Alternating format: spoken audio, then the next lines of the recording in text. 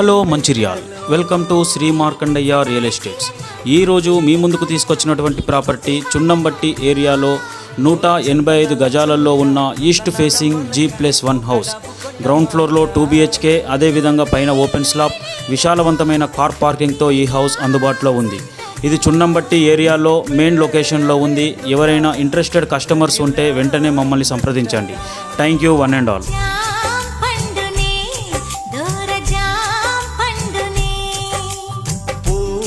చెండువే మల్లెపూ చెండువే